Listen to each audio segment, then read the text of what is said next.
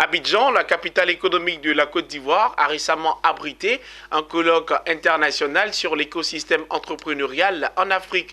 L'un des invités clés de ce rendez-vous était Ali Badini, directeur général de la microfinance Crédit Access.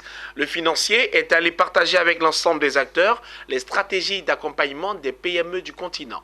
Le compte-rendu de Mondésir Nascimento et Richard Akeke.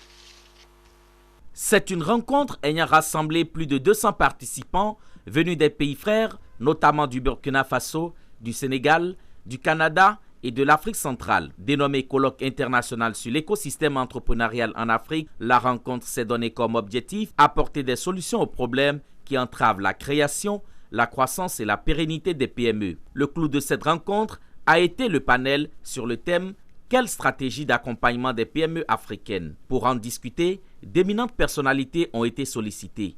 Il s'agit entre autres de Seynabou Samb, experte du GIZ Sénégal, Malik Sey, coordonnateur du Directoire Développement International Afrique de l'Ouest, mais surtout de Badini Ali, directeur général de Crédit Access. Pour le patron de cette IMF, institution de microfinance qui ces dernières années a glané les meilleurs lauréats en inclusion financière, les PME doivent s'adresser au système financier adéquat.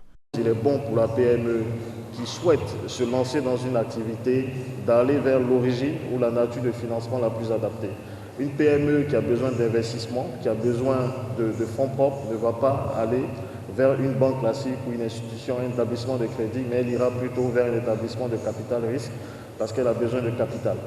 Une PME qui a besoin de renforcer son besoin en fonds de roulement, elle ira vers une institution capable justement de comprendre sa philosophie de fonctionnement et de lui mettre des financements adaptés qui seront soit basés sur des crédits amortissables, des crédits remboursables de façon mensuelle ou des crédits basés sur un remboursement in fine qui va lui permettre par exemple d'honorer ses engagements quand il reçoit un bon de commande, ou bien de rendre liquide une facture, de la payer immédiatement. Autre point ayant préoccupé les participants de ce colloque, ce sont les facteurs ou indicateurs déterminants dans l'octroi ou la mise en place du crédit. Sur ce point, Ali Badini a une fois encore apporté des clarifications. Ce qui détermine notre décision donc, de distribution de crédit, c'est, si vous voulez, les ratios et la décision autonome du comité de crédit basée sur des flux dans un premier temps. Cette rencontre a également permis de présenter les tendances et évolutions des politiques, stratégies entrepreneuriales en Afrique, ainsi que les conséquences sur les orientations socio-économiques des économies africaines.